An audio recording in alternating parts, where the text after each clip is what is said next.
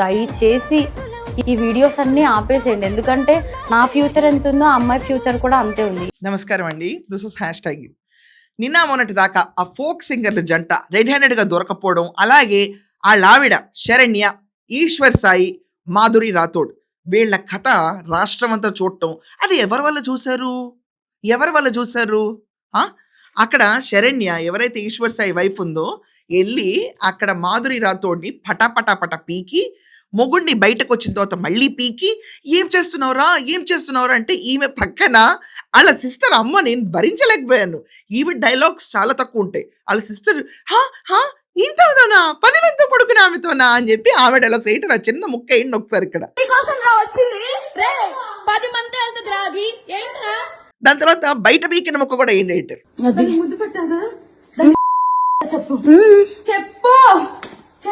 So ఇలా పీకిచ్చి ఆ వీడియోని రికార్డ్ చేయి అని చెప్పి బయటకు వెళ్తా వాళ్ళు చెప్పుకుంటే వెళ్ళి అంతా మీడియాకి రిలీజ్ చేసేసిన తర్వాత వాళ్ళ భర్త అర్జెంటుగా ఫోక్ సింగర్ కదా, కొంచెం పేరు రెప్యుటేషన్ మొత్తం దొబ్బింది. మనకి 88 మిలియన్ 90 మిలియన్ ఇన్ని వ్యూస్ వచ్చినా కూడా అతను చేసే పత్యాపారం అతను చేస్తాడు. చేసిన తర్వాత ఏంటి, భార్య కూడా వెళ్ళి పీకేసింది, రాష్ట్రం అంతా చూపించేసింది, చూసారా ఎంత దరిద్రులని. చివరికి ఆ మాధురి రాథోడ్ కూడా దీనిపైన కేసు పెట్టేసింది. కులం పేరుతో మతం పేరుతో నన్ను తిడతారా కొడతారా, కొట్టే రైట్ లేదు ఈ అమ్మాయికి. కొట్టాల్సింది వాళ్ళ మొగుడిని, చింతకాయ కొట్టుడు కొట్టాల్సింది ఆ మొగుడిని. ఇష్టం వచ్చినట్టు ఇక్కడ పెళ్లి చేసుకుని కొడుకుంటే పోయి అక్కడ అమ్మాయితో ఉంటుంటే ఎవరిని కొట్టాలండి? కొడుకు హస్బెండ్ని కొట్టాలా, లేకపోతే వచ్చిన అమ్మాయిని కొట్టాలా? పాత సామెత కూడా గుర్తులేదు. ఇలా ఉంటాయి. ఎనీవేస్ వాళ్ళ అమ్మగారు కూడా ఫోన్ చేసి, ఈవిడే మళ్ళీ ప్రెస్ మీట్ పెట్టి వాళ్ళ అమ్మకు కూడా ఫోన్ చేశాను, నా దగ్గర ఆడియో రికార్డ్ ఇప్పుడే జస్ట్ ఫోన్ స్విచ్ ఆఫ్ అయిపోయింది, ఈ అమ్మాయి ఎలాంటిది అని చెప్పేసి నా అమ్మాయి క్యారెక్టర్ని కూడా బద్నాం చేసేసింది కూర్చుని. మొత్తం అంతా బద్నాం చేసిన తర్వాత ఈశ్వర్ సాయి ఏం చేశాడంటే, సారీ నన్ను క్షమించు డార్లింగ్ అనుకుంటే శరణ్య గారి దగ్గరికి వెళ్ళాడు. హస్బెండ్ అండ్ వైఫ్లో కామన్ అయింది, వాళ్ళు అడ్జస్ట్ అయిపోయి కాపురం చేయడానికి రెడీ అయిపోయారు. ఆమె ఒక ఇంటర్వ్యూ ఇచ్చేసింది. ఆ ఇంటర్వ్యూలో ఏమంటది విచిత్రంగా, వదిలేయండి పాపం, నేను అందరినీ రిక్వెస్ట్ చేస్తున్నాను, అవతల సైడ్ కూడా అమ్మాయే కదా, మాధురి రాథోడ్ అమ్మాయే కదా, వీడియోలు డిలీట్ చేసేయండి. దయచేసి ఈ వీడియోస్ అన్ని ఆపేసేయండి, ఎందుకంటే నా ఫ్యూచర్ ఎంత ఉందో ఆ అమ్మాయి ఫ్యూచర్ కూడా అంతే ఉంది. ప్రచారం చేసుకునేది నువ్వే. కొట్టాల్సిన నీ మొగుడు కాకుండా ఆ అమ్మాయిని పటపట పీకి ఆ అమ్మాయి ఫోటోలు చూపించుకుంటూ చితగొట్టింది నువ్వే. పక్కన మీ సిస్టర్ని వాయిస్ ఓవర్ ఇప్పించుకుని అన్ని అప్డేట్లు చేసి ఫుల్ అప్లోడ్ చేసి మైలేజ్ తీసుకొచ్చి ఆఖరికి వాళ్ళ అమ్మాయి వాళ్ళ అమ్మతో కూడా మాట్లాడేసి ఈ అమ్మాయి క్యారెక్టర్ ఇంతే అని మొత్తం డిఫేమ్ చేసింది నువ్వే. ఆ అమ్మాయి గురించి మొత్తం బద్నాం చేసింది నువ్వే.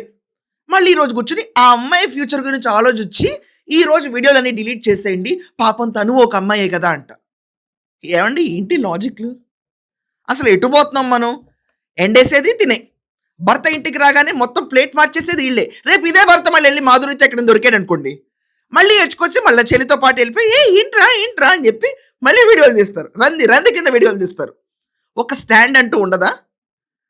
వాట్సాప్ మెసేజ్ చూసినప్పుడు ఇంటికి రాగానే మొగుడు పీకాలి, లేకపోతే కోర్టుకు పోవాలి, పోలీస్ స్టేషన్ పోవాలి, ఇన్ని ఫెసిలిటీస్ ఉంటాయి.